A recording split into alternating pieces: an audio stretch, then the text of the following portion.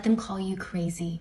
Let them tell the whole world that you are just a hot mess, that all you wanted to do was argue and fight. Let them tell people that you asked for too much, you wanted way too much. Let them paint you as the villain in their story. Let them think what they want. You can't control what they think, how they react, how they victimize themselves. Let them say you are so ungrateful for all of the things that they've given you. Let them spit on your name. At the end of the day, it doesn't matter. I know part of you is like, well, no, it really does matter. This is what they're saying. This is what they're doing. This is what they think of me. How can they be so incredibly wrong? I'm here. I've seen everything that's actually happened. It's just another way to take more energy from you. You can't change any of that. But the truth is the truth. And it always ends up coming out. And if those people that don't want to believe it, then you know what, my love? You got to let those people go. They don't even deserve to be around you. You know your bit. You know how much you tried. You know everything that you did. When you let people do what they're going to do, they show you exactly who you are. And in a way, it is freeing.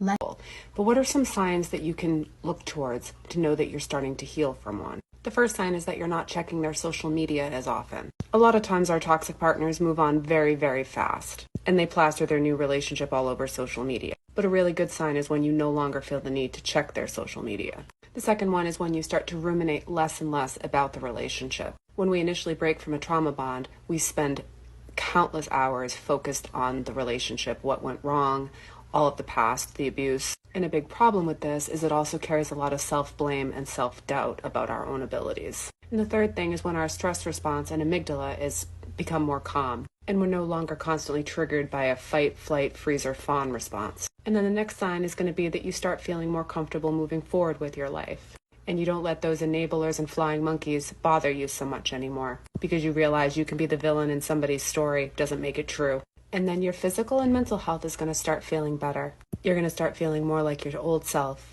Drink, let's go. Number 1, acknowledge the trauma. Accept that the past relationship has all relationship PTSD and how to heal. These are advanced steps. Before I jump in, I wrote this for clients that are struggling getting over a traumatic relationship or a toxic relationship. So these are advanced steps to help you heal more quickly. It's not a race, but it will make it a little bit easier. Now I'm going to share it with you. Here we go. There's 10 of them, so go get something to drink. Let's go. Number 1, acknowledge the trauma.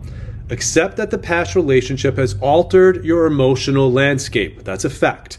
It's not just about getting over it. It's about acknowledging that deep-seated wounds need care. You cannot heal if you do not recognize and honor that pain. Number 2, disentangle your identity. Separate who you are from what happened. The abuse or manipulation does not define you. You were a partner, not the problem. Reclaim your individual power by rediscovering what you love and value outside of the relationship. Number 3, release attachment to the story. Get out of the cycle of replaying that past trauma. Stop feeding that victim narrative and start identifying with your resilience. Challenge yourself to think from why did that happen to me to what strength did I find in myself? How did I survive that? Much more positive. Number 4, change your emotional triggers. Go beyond self-awareness. If certain actions or words trigger anxiety or anger or depression, desensitize yourself from them through controlled exposure. Mindfulness techniques, just whatever it is, we got to remember, meditating is a big one. You're not avoiding the issues, you're reprogramming your mind. Number 5, forgive yourself. Healing doesn't start with forgiving them. It starts with forgiving yourself for staying too long or not acting sooner. Free yourself from the guilt and the self-blame. Remember, forgiveness is a form of self-empowerment. You deserve to give that to yourself. Number 6, create emotional boundaries. This is advanced because, and I know I talk about it a lot, but it's advanced because it's establishing clear emotional barriers, not just physical ones. You have to learn how to engage with new people without automatically transferring some of these old wounds to them, and the best way to do that is boundaries. Number 7, rebuild trust slowly, including yourself. Trust is a muscle that needs to be rebuilt and exercised. First, trust yourself again. Start by making small commitments to yourself that you keep. Show up for you no matter what, no matter how tiny that task or commitment is, show up for you. Number 8, integration, not just healing. The goal is not to erase the trauma, but to integrate it into a healthier, stronger version of you.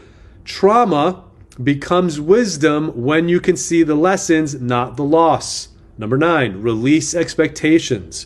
Let go of the fantasy that you'll ever receive closure that you deserve. The closure is what you give yourself, not from that other person. Don't fool yourself into thinking, I need to tell them off so I feel better. No, let go of that fantasy of what they should have done or said and close that chapter on your terms. Last one, number 10, use rituals for release. Now, this isn't just about journaling or meditating, but create a ritual for yourself. Burn a letter, do something symbolic. You need a cleansing. Use a sacred space for yourself to shed that past. Again, meditate, find mindfulness, find releases for any of those, and creating a ritual is a great thing. Journals, every day I have a ritual. I journal every single morning before I do anything else. That's an example for you. So there you have it, 10 advanced techniques to help yourself get over that last relationship or a relationship that's still sticking with you. And Ugh, when will I finally be over this? I hear partners ask me this all the time. How long am I going to be in this pain? How long is it going to take me to heal? We got to talk about this because there's multiple factors on how long it will take you to heal. So let's start with the first factor. The first factor is, are you doing work to heal? Because if you're just sitting on this trauma and you are not doing anything, meaning you're not going to therapy, you're not learning about what's happened to you, you're not doing the somatic work to get the trauma out of your body and your brain, then nothing is going to change. People that don't do the work don't change. They just stuff their trauma, their pain, and then they avoid it by numbing and escaping. In so many ways, it's no different than what the betrayer did. It's just the betrayer used infidelity or corn to deal with their pain and trauma. The second factor is your childhood. So many people, they get mad about this. I'm not really sure why. Maybe it's because they feel like something's wrong with them if their childhood is impacting their healing journey.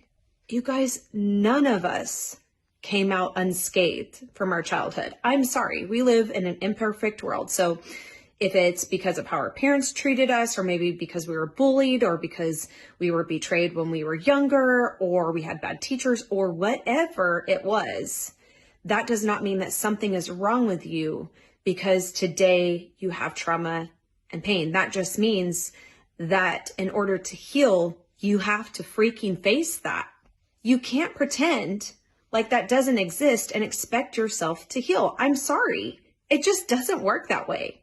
I kind of get annoyed at times when I hear people say that like their childhood should not impact the way that they might heal, because it's not reality. Reality is that our childhood either filled our bucket up or there's holes in our bucket. And some people have a bucket without a bottom. What do I even mean by this? What I mean is our childhood gives us the capacity to deal and handle life, either from a healthy place or an unhealthy place. That is not our fault. If our childhood did not set us up to handle our adulthood, to handle our adult life well, that is not our fault. However, what we have to do is own now what we did not get in our childhood that is keeping us from healing to this day. So in short, having the capacity to face our childhood and how it impacted us and how it is causing us to have deeper pain today is a part of the journey to healing the trauma. And then lastly, one of the factors, and there's many factors, but one of the many factors is if we are still in relationship with the betrayer and the betrayer is still doing the betraying behavior. So if we are still in that dance, we are not going to get the healing that we need. We need to be able to have rest in our body and be able to grieve our losses. And we cannot grieve our losses in an unsafe environment. And grief is a part of this. It's probably one of the biggest parts of our healing journey. And so if we are still in an unsafe environment, and I'm not talking about if your partner who's betrayed you is getting healing, that's a safer environment. But if we're still in the environment that is continually, like, I'm experiencing betrayal, I'm continually experiencing, the shoe dropping, that's what I'm talking about. It's impossible to heal in that environment unless somehow we can detach from that, it's very hard to do that. So if this speaks to you,